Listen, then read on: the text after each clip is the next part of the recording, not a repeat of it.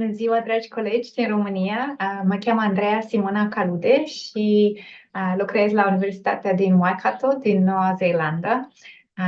Și aș vrea să vă mulțumesc pentru invitația caldă de a prezenta ceva din proiectele mele și îmi pare foarte bine să fiu parte din acest eveniment minunat. Îmi pare foarte rău că nu pot să fiu acolo în persoană și aș dori să-mi cer scuze pentru că eu voi prezenta în limba engleză pentru că e mai ușor pentru mine, dar mi-ar face mare plăcere să ajung în România în curând și poate să ne întâlnim și în persoană.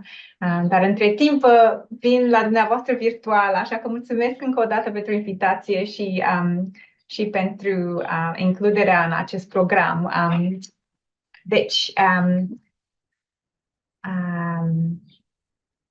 astăzi voi prezenta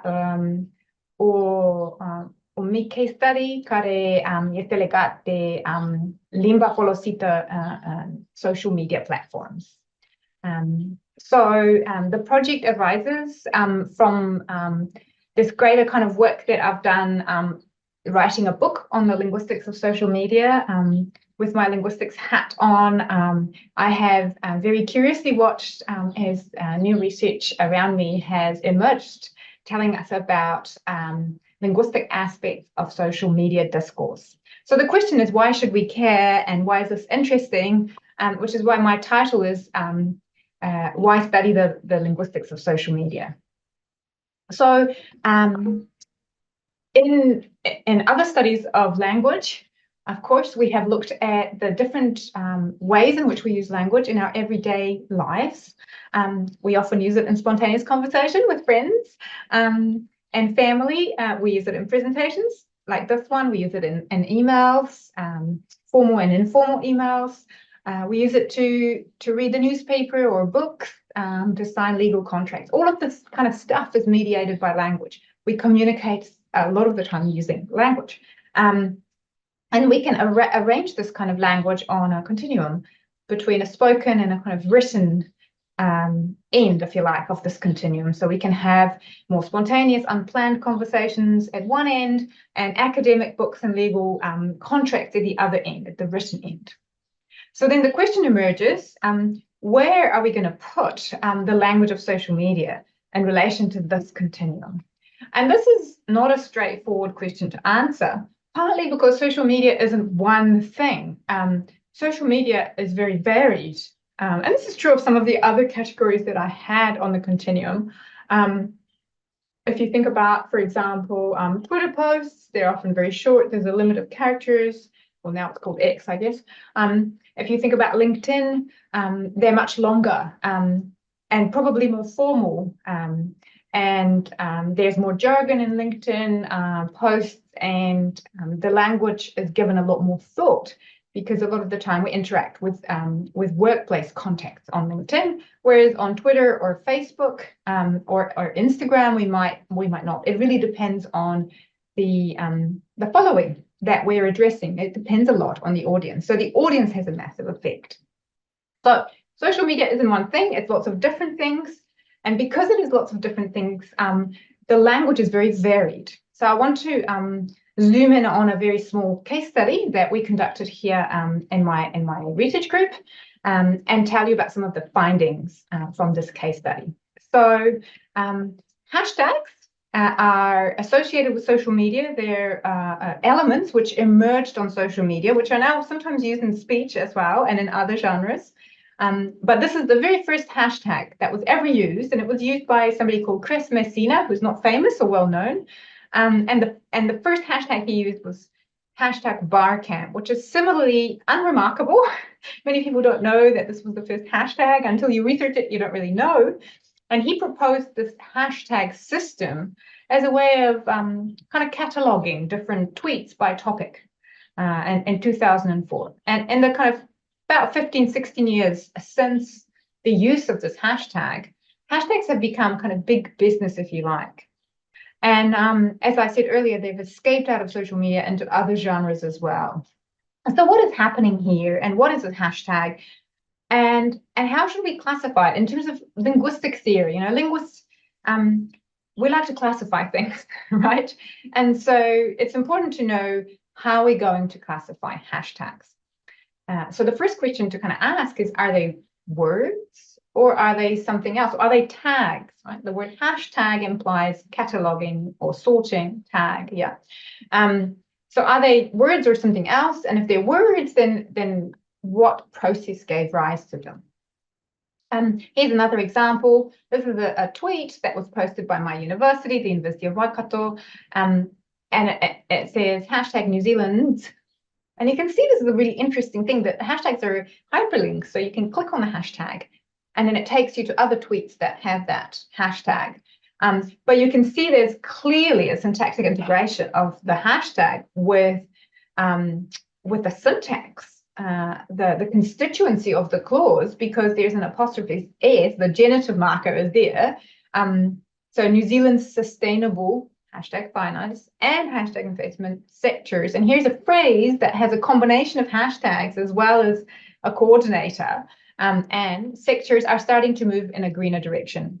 Subject, hashtag climate change, is pressurizing all business to shift to hashtag sustainable, hashtag business practices. So you can actually read this. If you remove the hashtags, it just looks like normal, regular written English, apart from maybe some spaces that are missing in the multi-word hashtags. But there's more than just wordhood going on here, because at the same time, the hashtag align the tweet with other tweets that contain the same hashtag. So we wanted to look more at this business of what the hashtags are doing and how they're used and what are the internal structure.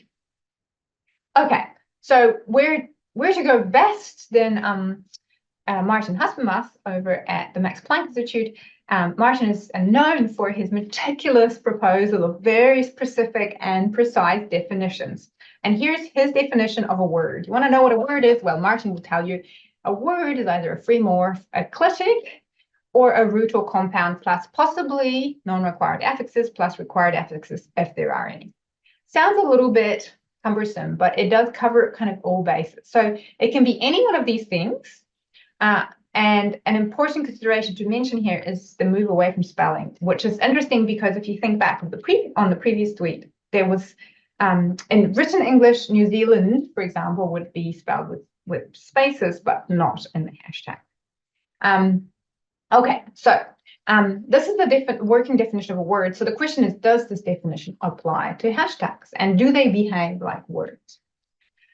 We gathered a large corpus of hashtags by following some relevant words. We were looking for keywords related to vaccines. We're looking at how people talk on Twitter about COVID-19 vaccines. This is kind of for a related project. And when we started looking at those tweets, we noticed that they had a lot of hashtags. And so I thought, let's have a look at the internal structure, the linguistics of the hashtag. And we found that when you look at hundreds, so I think this was 1,100 or so hashtags, many of them are quite short, so they comprise only one word, but on average, the average hashtag actually has 2 words in it. So I'm going to give you some examples. 41% of our data were 2-word hashtags like booster shots and COVID-19 NZ and Delta variant. And 32% were single words like breaking or curfew. We took affixation to not increase the number of words, but just counted words as you would in kind of written English.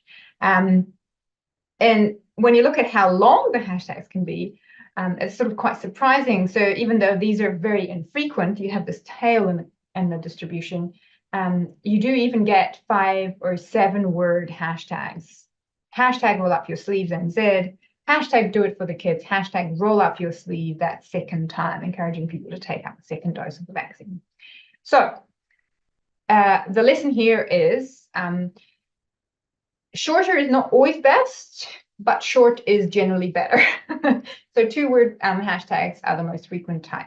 Now, when we look inside those multi-word hashtags, which are more frequent overall, and we start to ask the question, what are they? Are they compounds or are they something else? Some people in the computational linguistics literature have treated them as compounds. which kind of makes sense because you're kind of lumping them together as a unit. And you compare with traditional compounds, if you think of written and spoken English compounds. English compounds are right-headed. So blackbird is a kind of bird, lipstick is a kind of stick. At a push. And certainly you do get hashtags that are right-headed, like delta variant and booster shots. But you also get left-headed compounds, particularly when you have verbal phrases like got your dot, roll up your sleeve. So your dot is a campaign that was started to encourage children to not be afraid of the vaccine and to make it cool. So the dot is the little plaster that you get. So they were giving out for kids these kind of polka dot type red dots or white dots plasters to put on their vaccine sites. And so people talk about, rather than get your jab, which is very emotional and a little bit scary, got your dot is a kind of more light-hearted way to talk about vaccines. So, but regardless, these are verbal hashtags where the head is on the left. So these hashtags do not fit the compound rule very well.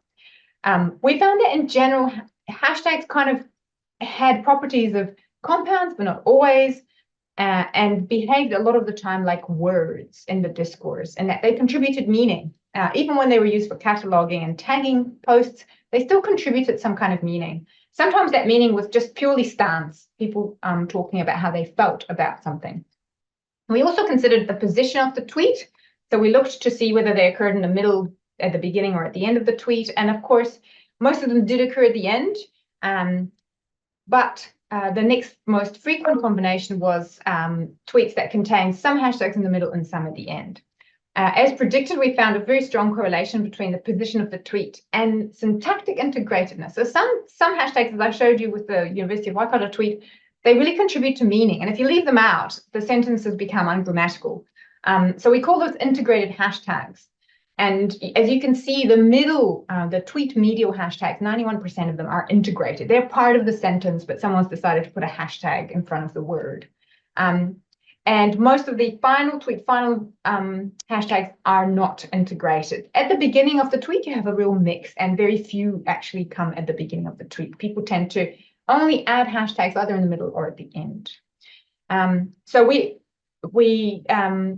thought about syntactic integration with applying the typical constituency tests that you have in just regular English analysis, things like clefting, movement, and question answer tests. And you can see here in this tweet, terrible, pull your finger out, New Zealand, get a bloody vaccine.